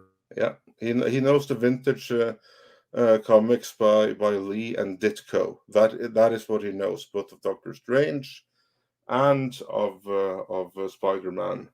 Marvel are no longer doing that. I know he really. There was wasn't there a point like I could have swore he was talking about wanting to bring in Doctor Strange and Spider-Man. I know he made the joke, and that was kind of the setup. Was he's like, Doctor Strange? Oh, good, but it's already taken. EVA Unit says if Chapek truly is focusing on Marvel, wouldn't he outright stop Phase 5 from even starting Phase 5? Will go this whole contract and he can't even stop it. Yes, this is what it actually goes right along with what I was saying before, EVA. He doesn't make these decisions or calls. Now he can disrupt it, but clearly he signed off on this, or however you want to put it. I don't think he really had a big to do with any of this shit. A lot of this stuff was also in motion before he was in control. Don't forget that. Like, this phase didn't just sprout up this last week and they didn't just decide on this shit. Remember, we've been hearing about Blade for 2 years now. We've been hearing about Secret Invasion for over a year now. We all kind of knew where Captain America was going, not just because of the series, but just because of the way things were talked about. I'm actually surprised we're getting an Ironheart. Is that that's a show. Okay, never mind. But I'm surprised she's already getting her own show like that already. I thought that was supposed to be an animated thing. Like, other than that, a lot of these things we already know. Agatha is probably one of the newest things on there, to be honest with you, because that was a last minute thing, because they went off the popularity of that stupid fucking song. And they're like, well, this bitch needs her own series. No, she doesn't. No. But yeah, they're about to find that out. No, if anything, she should have been in Multiverse of Madness if they were going to finish up that story there. Yeah. Let's be real. And that should have been that should have been just a Wanda movie anyway. Just This Guy says acting legend David Warner passed away yesterday. Yes, age of 80. Oh, he was only 80, so not as old as I thought. His roles included Sark, Jack the Ripper, and Chancellor Gorkon in Trek 5. Yes, we brought this up before, and thank you for the support, Just This Guy. And David Warner will be missed. I also remind people that he was in Ninja Turtles 2. Attic Hatch Sound Bob Cole says, no sign of any more Eternals stuff. Yeah. You think they will make it standalone? Yeah, they will forget all about it. Yep. Phase 4 is a mess even without it. Yes, this is true. That is the lowest of the low points, and yeah, I don't think they're even going to bother with that again. EBA Unit says if New Trek does get money from ads, merch, sub, or video sales as normal, how does it keep getting funded? Paramount must have put $1 billion into it now. Now, this is a little bit of a loaded question here. First of all, they do get money from the older stuff. This is true. But Trek is technically under a different contract. It's basically contracted out right now. Yeah. It doesn't really change anything other than who is responsible for coming up with the money. Exactly. And it's production company Secret Hideout. So CBS previously and Paramount currently, they are sometimes left in a position where they have to pick up some parts of the tab, absolutely. But generally, they are trying to get as much money as they can from external outside investors. In the case of Star Trek Discovery, it's a couple of things. One is that they had like a prior agreement with Netflix that the series could not be cancelled after, 3 seasons or something like that? I think they had a 5-season deal or whatever. Something like that. There was like a 5-season deal, and then it was like up for negotiation after season 3.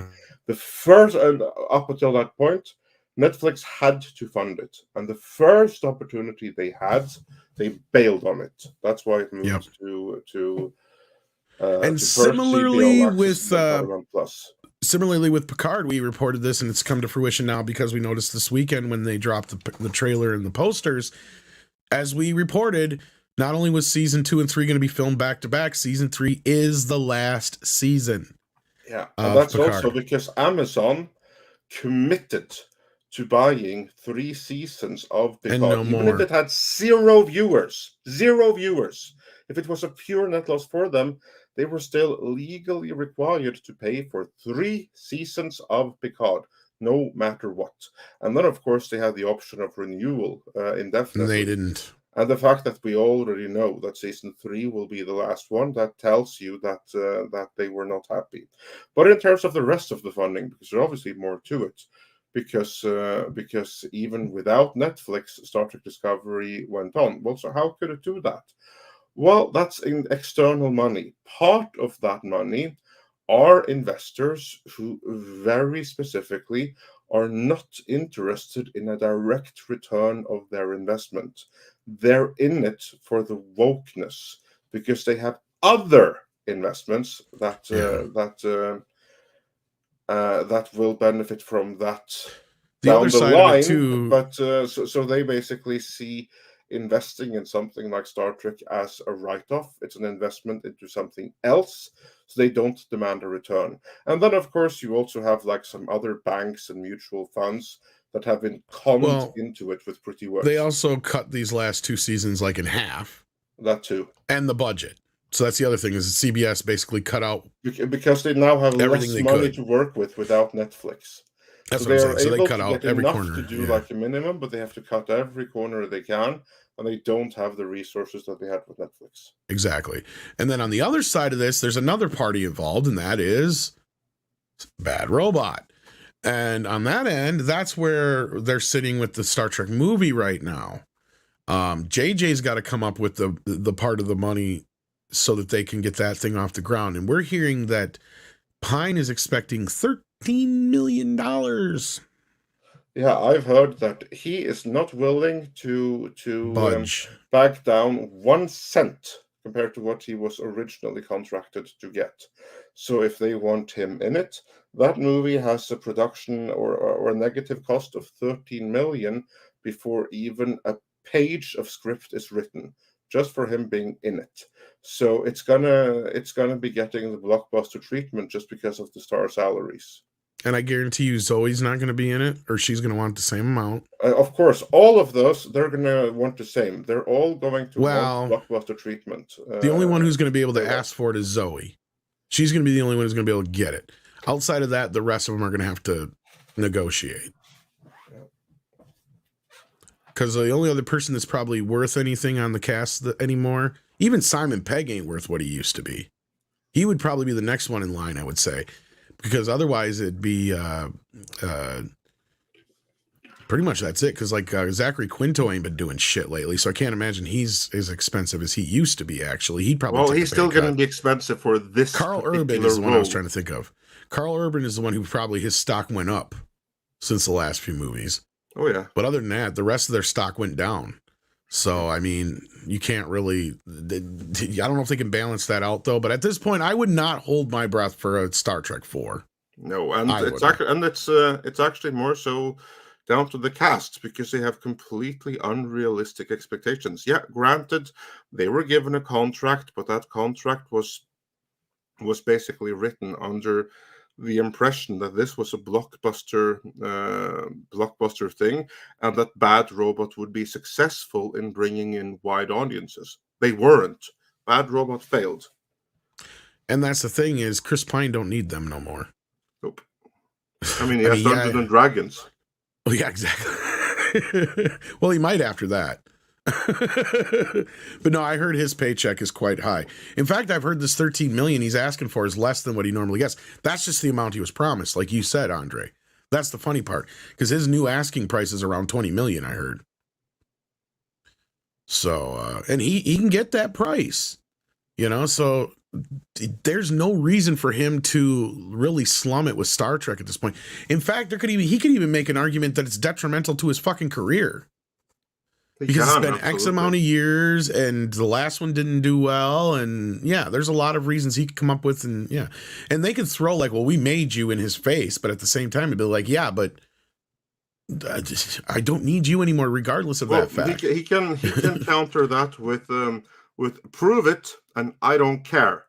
Well, and that's just it. It's like, well, you didn't need me that bad because the last movie didn't do well, so whatever.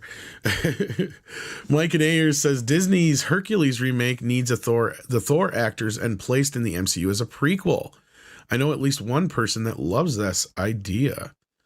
If Maiken, if you by that one person are referring to me, you know me very well because I do love that idea. I mean, yeah, do it, make it so. Like, make the most sick and twisted Greek gods there possibly can be. You're off to a great start already, and make it a prequel. Go for it. I'd be all over that. I mean, that's honestly the only way I'd see a Hercules movie from Disney is if they go that route. Make them completely Greek in every way possible. And yeah, go the Waititi direction with them. I'd watch the hell out of that. That was the highlight of that film, although it still wasn't something I'd want to watch again. But hey, yeah, no, yeah, but like it was so fun with like the Greek Zeus. Like, yeah, he could kill me. Pilgrim Media says, "Hail Midnight's Edge, respect." How you doing, Pilgrim? Oh, thank you. And thank you for that. Yes. Warachi's in the house that says, in my opinion, no actor in a role or character in these types of movies, not Star Trek, Star Wars, is too important not to be recast.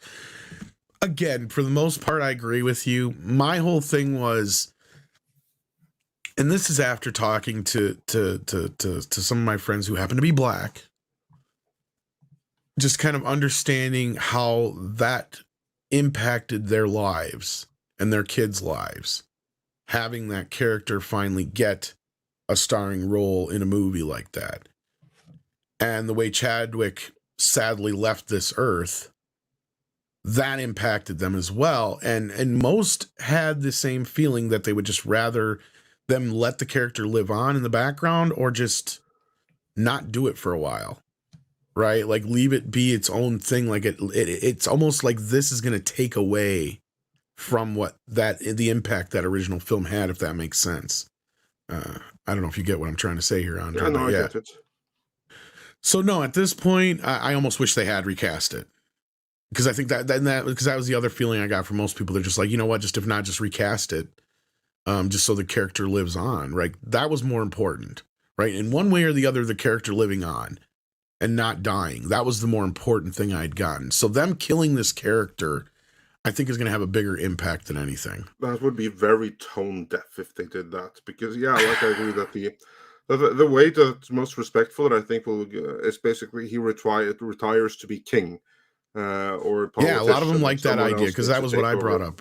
Yeah, because there's more than enough footage of him from Civil War and other things that they could just have it out in the background and you just set it up that, yeah, he's busy doing the dignitary thing and he's off doing this and that in other countries. He's being a bigger hero now as king than he ever was as Black Panther. You can even have a line like that, you know, like he's working on world peace and all these other things. And so in the meantime, Shuri picked up the mantle of Black Panther, right? That I don't think many people would have a problem with, as long as he's still alive in the background, right? Like he's still living on.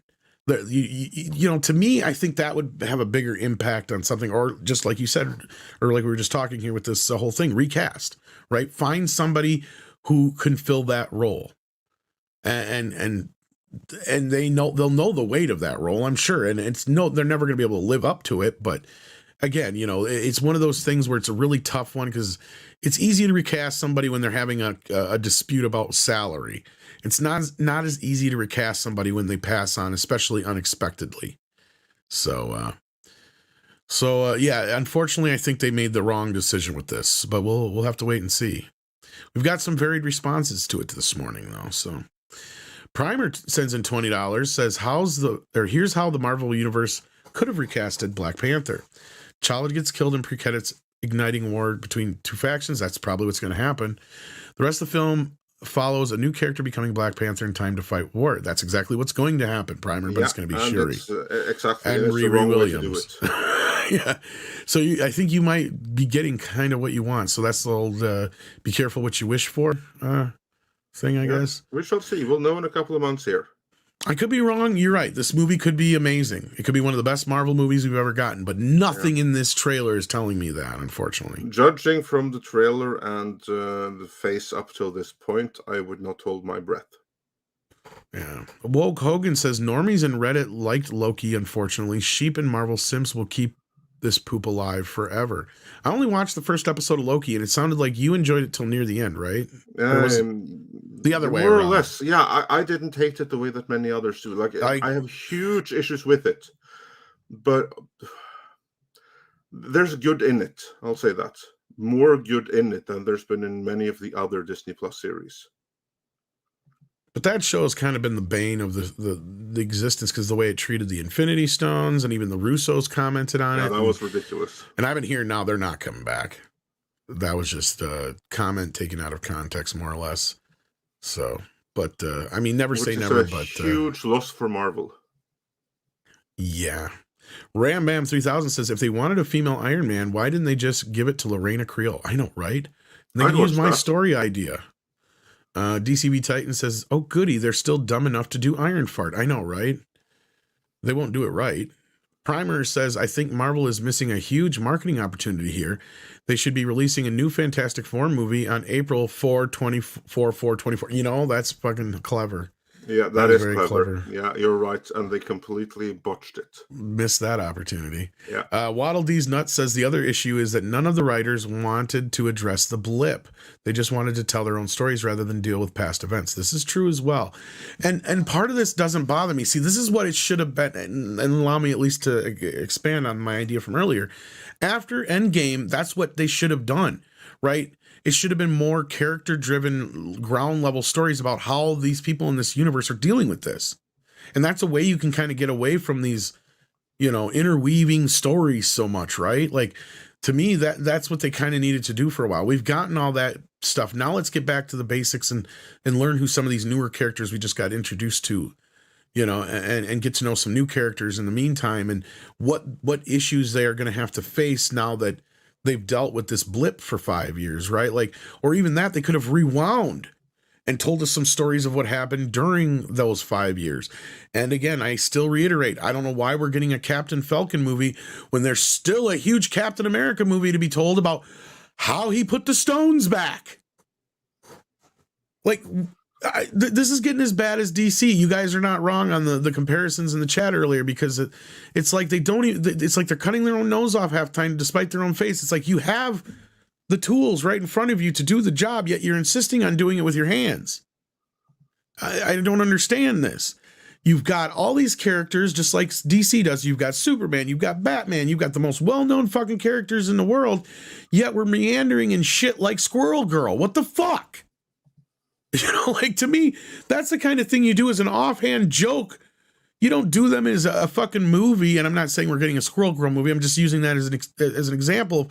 That's the level of these characters. Who the fuck knows who Riri Williams is outside of a joke? That's where we're at in this thing, man. Well, I will say, though, that you could have made that same point about Rocket Raccoon, but with a slight difference. That Rocket Raccoon was a character that already worked in the comics. It was a somewhat weird concept, but it had already proven success. It only worked because of James Gunn. Riri Williams has no such success in the comics. She has never been able to sustain a title more than like 6 issues in a row. Well, and after seeing Thor, I'm convinced that nobody can do the Guardians justice outside of James Gunn. The Russos barely handled it, and that's because they had Gunn there holding their hand the whole time. Because nobody seems to get him but him. Yep. The success of that film is that he understood those characters, and he looked at that Rocket Raccoon character, and he's like, you know what? I bet you I could pull an emotion out of you, not just make you laugh at this character. Don't tell me that you didn't feel with him when he's like, you know, when he has that breakdown. Rocket Raccoon, but that's what I mean. That just when he has that breakdown, he's like, he thinks I'm some sort of thing. I've been tore apart 1,000,000 times and put back together. It's like you start to realize what this character's been through. Yeah, and right? That's what I mean. That just because you hadn't heard about the character, that doesn't have to mean something. But you need a character that already has proven success in the comics. Check. Where Rocket Raccoon is concerned, and then you need a filmmaker who is able to take those elements, expand upon them, and make it a workable character on screen. Again, another check in the box for James Gunn. I'll take you one step farther. With Riri Williams, so far, we can't say what's going to happen on screen, but so far, the first test is the successful in the comics. That's a big fail right there. I can say with all confidence, James Gunn was able to make half the audience cry over a fucking talking tree dying. Yeah, I know, and I'm not. But the point is, I don't think that the creator of the showrunner of Riri Williams of Ironheart is going to be able to do the same thing. You could. That's my only point. My point is, you could, and it's easy. I've done it. I've told people the story. I'm not even going to have to reiterate it again. Like, it makes you watch. As soon as I tell that version of that story, a ton of people in the audience start lighting up and going, "That's how you do it. That would be great. You're already making me cry. It's not that fucking hard." It's not. My point is this: they don't have the people behind the scenes, or they're not giving them the means to do this. And that was, and the reason I'm saying this now is because after seeing Doctor Strange, they fucked Sam Raimi. There is no way Sam Raimi had anything to do with that fucking movie outside of just saying action and cut. That is not a Sam Raimi movie. He got a few little bits here and there, but that is the farthest thing from a fucking Sam Raimi movie I've ever seen in my life. It was everything we were afraid of. They basically brought him in as work for hire. That's all these directors are anymore, and that's why the Russos said, fucking peace out, see ya. You know, they're not going to deal with that shit. I wouldn't either. That's the problem with this. They need to have people in there who can actually have, and again, I know this goes against the grain, but that's because the shit ain't working no more. I know, Andre, before we were one of those, you need somebody like a Kevin Feige. Well, if it ain't Kevin Feige, then they need somebody else to come in, and it sure as fucking Victoria Alonso. Yeah, no, they don't have that person now. That's their issue. That's what I'm saying. They don't have a Kevin Feige anymore. That's when it went to hell. And if you don't have that, then you need to give these directors the chance to do their own thing, I guess, because you might as well be in the same place DC is in that point, because at least you can get once in a while get a Suicide Squad or a Shazam or what have you, where at least it's a highlight.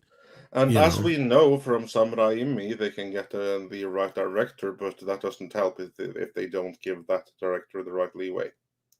And our good friend Paul Chato's in the chat, and he's so happy he's unaware of all this, and he gets to stay out of it. Oh, we're going to pull you back in, sir. You just wait till you get back. Enjoy your vacation now. Because when you get back, we'll probably start hearing about some of the fall TV season stuff kicking off. That's your domain. So yes, we miss you though, Paul.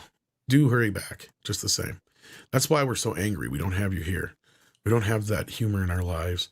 But thank you, Waddle These Nuts. Sorry for going off on a rant there, but hopefully you got your money's worth. And we have, listening on the road, I'm sure, Rod Thunderheart, who says, "Hail, Andre and Tom. Thanks for keeping my morning drive entertaining." Well, thank you, sir, and keep jamming those gears. Primer 2 sends in $2 and says, "Oh God, Victoria Von Doom is going to be lame as hell." I hope it's not true. I hope it isn't, but that's kind of the new rumor going around town. It is indeed. I wouldn't be surprised if it was true. I'd actually be more surprised if it wasn't. The only thing that's giving me any kind of hope is that those supposed leaks of the concept art for Doom. But I hope that's real and not just fan wish fulfillment shit. Or, fans putting it out there. And yeah, so that's where I've not heard much else other than that. So, and then Paul is going to be back in August and he misses us too. Aw. Well, we hope to see you soon, sir, and enjoy your vacation. I've seen your pictures and stuff that you put out there. It's looking like you're having a wonderful time. Luca Rock says, "Born Again will be about Echo becoming Daredevil. Watch." Well, since he's got a series coming afterwards, I think we got some hope there. But I wouldn't be surprised if she turns up. They're Born Again. We don't know what happens after that. That's true. Yeah, you do say Born Again here. You got a point. Yeah. You could be right. There's a lot of...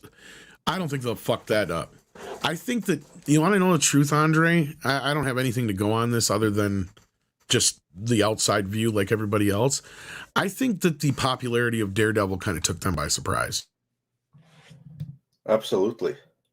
Because when we first heard they were going to bring in the characters, they weren't planning on bringing all those series over from Netflix. Remember, that was really like, whoa. Because they had to have dropped a pretty penny to buy them out of that. Oh, yeah. I would imagine. Sure. And that was not a part of the plan. And in fact, to me, that kind of gave me some hope at that point that maybe they were on, in a step in the right direction. But I guess to me, that tells me, that signifies, at least what I'm getting at, is that this character is much bigger than they thought, a lot more popular, and people want to see him. And this series, this Daredevil one, is the one that's getting the most episodes. It's getting like 18 episodes. I don't know if you saw that or not. No, I didn't. Now that you mention it. So I have a feeling that's what I'm saying is I'm not trying to get anybody's hopes up, but I think they realized how popular this character is, so they're not going to fuck this up. This could be like not as popular as Spider-Man, but it could be in that what they need to get them back up there where they need to be. So maybe they'll do good by Daredevil. Let's hope. Let's get some super chats here. We got Blank Spaces, who doesn't send us a blank space. He actually sends $5 and says, some white people aren't scared of anything but equality and African Americans cast in movies as blue people and aliens. I'm excited. Love your vids. You know what I find is ironic is they had a blue character and they made him black and his name is Kang. Am I the only one who this was lost upon? I mean, I don't know. But, yeah. No, thank you for the support, Blank Spaces. And I honestly don't usually care about any race or gender swaps, but in this day and age, they don't do them right. That's the problem. There's no uniqueness brought to the table. It's usually just to lecture us, unfortunately. Yeah, especially if it's a ginger woman. So exactly. Ariel is now a black woman, so that's like a trope. Even Red Sonja was cast as a black woman. Yeah. And then Attic Hatch Sound, Bob Cowell says, Namor is the first Atlantean X. Atlantean X. Ooh, he looks like he come out of some gay bar. I know that much. Maximum Overdrive says, good afternoon, gentlemen. I really think that Secret Invasion is truly wasted opportunity. If it was done right, it could have been used as a reason to have both Robert Downey Jr. and Evans take a leave and have it revealed that they were replaced by Skrulls like in the comics, and that it would be able to bring up Galactus because in the comics he destroys their homeworld, but I have little interest in watching this show. Yeah, I have very little faith in it. We'll see what happens with what it ties in with when we get there. But thank you, Maxim Overdrive, for that. Absolutely. We appreciate that. And then Master Clockwork says, are you saying you don't want Dr. Boobs? Well, if it was a porn called Dr. Boobs, yes. A Marvel movie? No. Well, then again. Well, if it was rated R and on Hulu, then maybe.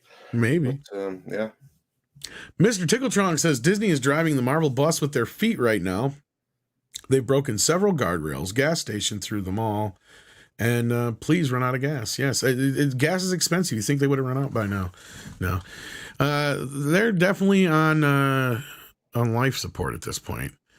Zoltan Rostas Sakola says, is the Marvel bubble about to burst with oversaturation from films and shows? I think so. That's a good point.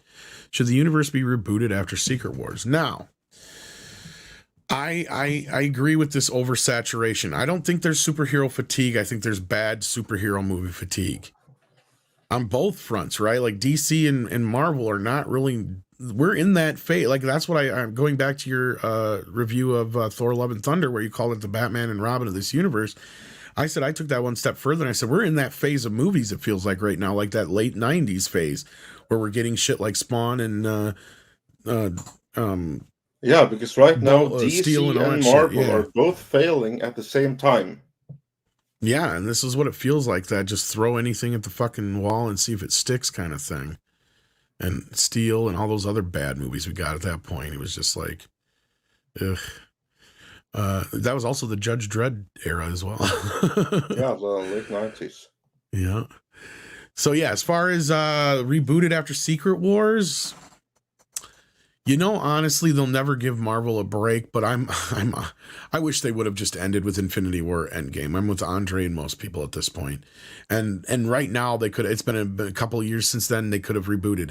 The best thing that could ever happen to them was that COVID shut things down long enough to where they had some space in between these movies. But no, they had that train rolling down the tracks and they were just going to keep it chugging along. And Disney Plus is another reason why I blame for this. Because that's where Kevin started getting stretched too thin. Yeah, Disney Plus has been a disaster, honestly. Yes. I mean, those Disney Plus series, not a single one of them has been unqualified good. All of them have just like added a ton of runtime, but very little beyond that. Yeah, and it's just like filler. And that's where I feel like the biggest issue is sure, we're getting all kinds of Marvel entertainment, but none of it's any fucking good. At least with the DC side of things, you get surprised once in a while by a Peacemaker or something like that. Not over here anymore. That's not the case. Sadly, Spider-Man is the only outlier this year in the whole grand this scheme whole phase. Yeah. So not just this year, the last 3 years, Spider-Man is the only good outlier, really. That's true. But yeah, so we'll have to see how they handle this going forward. But I'm not going to have... The best thing they can do now is just actually be good, because I don't have very high expectations, right? Grand Wazoo 42 is in the house and sends in 10 fancy euros. And Scorsese said that Marvel movies are not real cinema. They are roller coaster rides where you have fun and forget about them. He got so much backlash for that, but he was totally right, as we see now. Yes. And this is even though I got some backlash for that, because I agreed with him. I said, no, he's got a fucking point here. Yeah. This is what brought me to this in the first place. It's what I called the McDonaldization of movies. It's not just with Marvel movies, it's with a lot of movies across the board, but Marvel movies is a great example of it, because it's one just like the other, churn them out. It's got a package just like the other burger, looks just like the last one. You know exactly what you're getting into, but only now we've gotten to that phase where they've decided to start to change the formula of the burgers. The package still looks the same on the outside, but once you take a bite of that burger, you're like, this ain't beef. This is like something else, but it ain't beef. You know what I mean? That's where we're at right now. And that's where I like my analogy of the McDonaldization of movies, because even if you take the woke factor out, it still is there. It was there before the woke was coming in. Marvel was one of the few differences at that time, because you had the first few movies in the Marvel franchise that were wildly different than anything we'd gotten out of comic book movies before, leading up through the Avengers and into things like even after that, right? I would even argue that some of their better work was after that. Of course, you know, most people's favorite Marvel film is Winter Soldier, right? I mean, they had a point where you couldn't, even Civil War, is as much shit as some people gave the movie. It's still a very good fucking movie. But then they're starting to go off the rails there, and you're right. It has to do with the fact that they just keep trying to keep that level up, and they can't do it. And I don't know what the answer is necessarily. I mean, we have ideas, but yeah, this is not wrong. And whether you want to compare them to carnival rides or a fast food restaurant, this is very sound as far as I'm concerned. I'm sure you agree with it. Absolutely. And then moving on, we're almost caught up here. We've got Adam Young here, who says, here's how to fix the MCU. Fire Feige and hire Axel Braun. Yeah, you're not wrong there. We actually had a member chat, Black Wolf Inc., who's Viking for the last 8 months, and says, in a nutshell, lost San Diego Comic-Con. They announced that Phase 4 is over. The remaining projects are now Phase 5, and Phase 6 is going to have 2 Avengers films.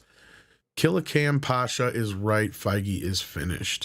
Well, I wouldn't say finished, but he's definitely not living up to expectations, let's say. That's definitely one way of putting it. Absolutely. But at this point, he could walk away, right? Like, that's the weird thing is, why even meander in this shit? Just walk away. Miscellaneous McC says, I'll take an R-rated Squirrel Girl directed by Quentin Tarantino. Don't give me ideas. Okay? Because now you're going to make me think, you know what? There might be something to that.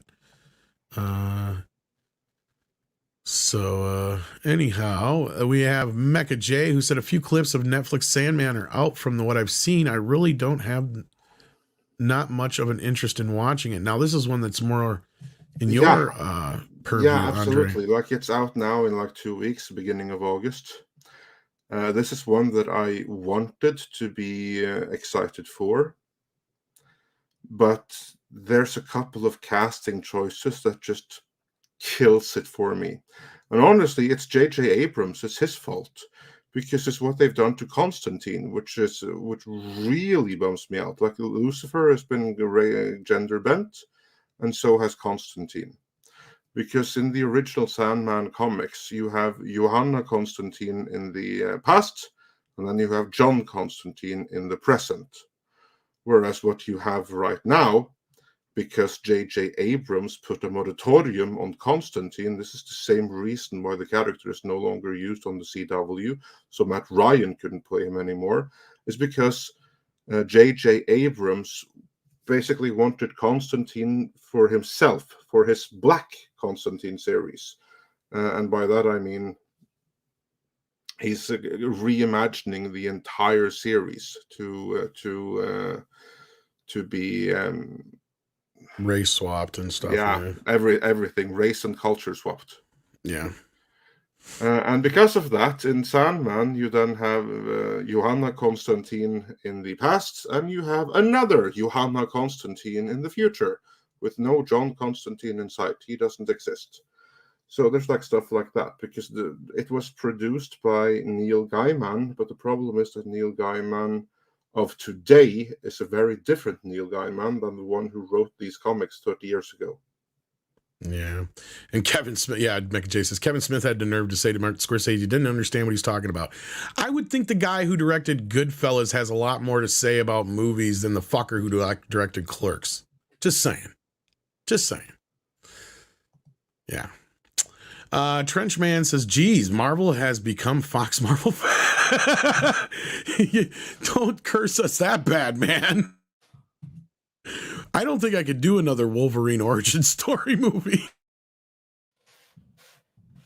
Don't curse us. Mr. Tickle Trunk says, I call it assembly line filmmaking because of Tom. Yes. It's exactly what it is. One just like the other. Slap the label on it and move it along. That's what Marvel has become. It's just become a label, just like McDonald's. Primer pre-Endgame MCU is beef. Post-MCU is tofu. You're right. Or soy. Storm King says the Captain America movie you make is the rematch with the Red Skull. Exactly. Well, that's why I say there's a story to be told in him putting back the stones. What do you think is going to happen when he comes face to face with the Red Skull when he goes to put back the Soul Stone or whatever? Of course, the Red Skull isn't the same Red Skull that he faced. There's that aspect of it. But that's going to be an interesting thing if they ever get to that. The post-credits scene is Natasha returning and being found by Nick Fury. Yeah, exactly. Like I said, we know what happens when you take the stone. We don't know what happens when you take it back. That's an interesting concept, if you ask me. And then we have Trenchman, who we got one more from Action Com here. We thought we were caught up there, but not quite.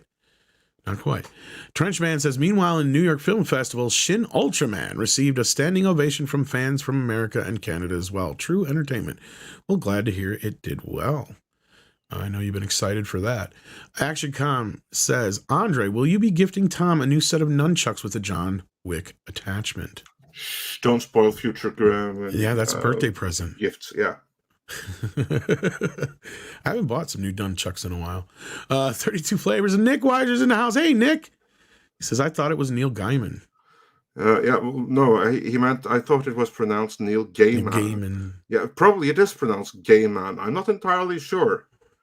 I believe he has said that saying gay man is fine. It's just weird for me to pronounce it that way. So like in my head, I always read guy man, but there was no one there in Norway to tell me the correct pronunciation. I've always said Gaiman, so yeah. And then to wrap it up, we've got Darius Munchausen in the house. I'm willing to bet that's some popcorn. Once my chat catches up with me, I might be able to see that. But with that, speaking of catching up, we are caught up for today. Perfect. That was the most of the news. It was a very lackluster San Diego Comic-Con. Not much to write home about at all. Was there anything else that stuck out to you that you wanted to bring up real quick, or was that about it? I want to remind everyone to check back for Toxic Femininity later tonight. Yes, indeed. On that note, though, did you actually get a chance to see the Beavis and Butthead clip that was released? I did. I think it's a full episode. It's almost a full episode. Not quite, but almost. No, I think it's a full episode. There's something missing from the beginning. There's definitely the setup is missing. And well, they cut out see, but they only have one break.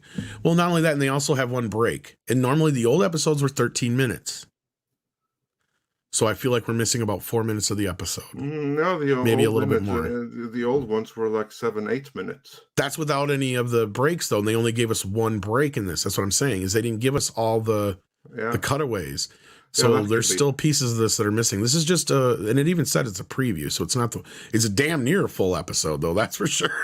But it was interesting because it was only a Beavis-centric episode, which was hilarious. But it was one of the best ones. Yes. Beavis-centric. And it's so great because like it keeps you going along, and that final joke makes it worth everything. So I don't want to give it away. It's on the Paramount and Comedy Central YouTube channels if you want to check it out. It's a full 8-minute clip. It does have one cutaway of them making fun of a TikToker, so we get to see how that's going to work. So looking forward to that, and I think we're going to do something about that at some point. Yeah. And then Sultan's Rostas Cola says for £5 towards the end here. Do you think the sudden jump forward to Phase 5 was a response to Phase 4's mixed reception? It seems odd to end a phase with no big event team-up film. Yeah, I agree completely. Like, I don't even understand why they did that division between Phase 5 and Phase 6. It really is about, but that's what I'm saying, though. There's only just the minor differences. This is basically where they had planned on ending this phase when they announced it in 2019. Because I went back and looked. So it's not as abrupt as everybody is acting like it is. There was no clear ending to this phase. That I will agree with, right? But that's because it's clear they're going to meander in this shit for another phase. That's why. So I agree with you, Andre. They shouldn't even be calling this Phase 5 yet. Phase 5 should kick off with the Fantastic Four. Is where I'm at. I agree with you there because this is just more of the same. And then it says Hypergiver says he thinks he missed a super chat at the beginning. Andre, you want to go take a look real quick while I grab Mr. Tickle Trunks? From Hypergiver. From Hypergiver. No, but I checked her and I know we got them. I thought we did. Hypergiver said for $5, so pumped for a new Daredevil series from Disney on D+ in an election year. Well, shit, we got that one. We got that one. Yep. Must have missed it, Hypergiver. Other than that, unless there's another one, I don't think that's the only one there was. No, we got every single one in the beginning of the show. Okay. Mr. Tickle Trunk says, check back. I think there were 3 missed before the start. No, we checked twice. Grand Wazoo 42 says, so Feige subverted expectations, one in irony. Yeah, so if you think we missed your super chat, maybe just rewind to the beginning of the show and double check first. So, and Shu wants to know when's the next Chat with Tom episode date. Depends on when I get caught up with work, and it sounds like right now we're going to be under the gun for the next couple of days. So probably not till later on this week. Be until end of this week. I can tell you that. Yeah, probably not. So, but yeah, it seems like you guys had fun with that. So we'll see. Oh, where's Shang-Chi 2? The same place Eternals 2 is. And with that, I think we're going to wrap this up. Thank you so much, everybody, for listening today. Hopefully, Chris gets some rest and feels better. He will be back on Monday. Working on a special guest for Wednesday. Hopefully, we can work that out. In the meantime, was there anything else, Andre, that you wanted to tease or plug other than Toxic Femininity tonight? Well, do check back out in the next couple of days. More videos will be forthcoming. All right. And I believe Lorena is away tonight, but we have a couple of other ladies joining us in her stead. So do join us tonight for all the fun that ensues with Nina and Artem and our special guests. But of course, Lorena will be back next week. So don't worry about that. But until then, I'll talk to you guys later. Take care of yourselves and karate with infinite patience. It's time for Koalas in the Rain. Koalas in the rain, koalas in the rain, no fucks given, koala, koalas in the rain, koalas in the rain, no fucks given, koalas in the rain.